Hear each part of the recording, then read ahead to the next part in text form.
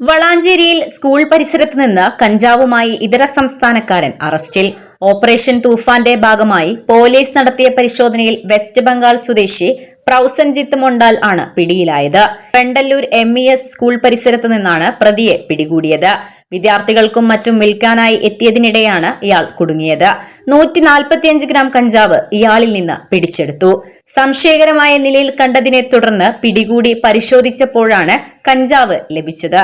വിദ്യാർത്ഥികൾ ഉൾപ്പെടെ വിൽക്കാറുള്ളതായി ഇയാൾ മൊഴി നൽകി. ചില്ലറ വിൽപ്പനയ്ക്കായി കഞ്ചാവ് തയ്യാറാക്കിയാണ് ഇയാൾ എത്തിയിരുന്നത്. പെരുമാറ്റത്തിലെ അസ്വാഭാവികതയാണ് പോലീസിൽ സംശയം ജനിപ്പിച്ചത്.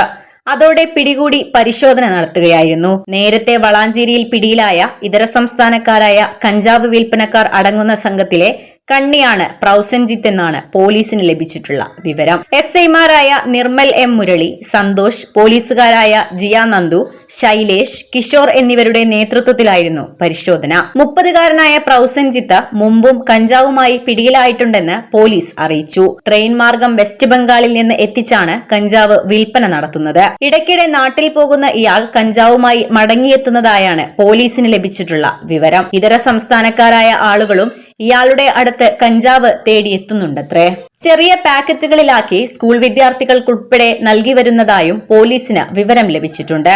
അതിനാൽ 18 വയസ്സിൽ താഴെയുള്ളവർക്ക് ലഹരി വസ്തുക്കൾ ലഭ്യമാക്കുന്നതിനെതിരെയുള്ള 2015 ജുവനൈൽ ജസ്റ്റിസ് ആക്ട് പ്രകാരമുള്ള വകുപ്പ് ഉൾപ്പെടെ ചുമത്തിയാണ് ഇയാൾക്കെതിരെ കേസെടുത്തിട്ടുള്ളത്. സ്കൂൾ പരിസരങ്ങളിലോ മറ്റോ കുട്ടികൾക്ക് മയക്കുമരുന്നോ പുകയില ഉൽപ്പന്നങ്ങളോ വിൽക്കുന്നവർ, കുട്ടികളെ കൊണ്ട് ലഹരി വസ്തുക്കൾ വാങ്ങിപ്പിക്കുന്നവർ, അവർക്ക് ലഹരി നൽകി ചൂഷണം ചെയ്യാൻ ശ്രമിക്കുന്നവർ എന്നിവർക്കെതിരെയാണ് ഈ വകുപ്പ് ചുമത്താറുള്ളത്. 7 വർഷം വരെ കഠിന തടവും 1 ലക്ഷം രൂപ വരെ പിഴയും ശിക്ഷയായി ലഭിക്കാവുന്ന കുറ്റമാണിത്. ഓപ്പറേഷൻ തൂഫാന്റെ ഭാഗമായി വളാഞ്ചേരി പോലീസ് ലഹരിക്കെതിരെ നടപടികൾ ശക്തമാക്കിയിട്ടുണ്ട്. Editor live, Valanchery.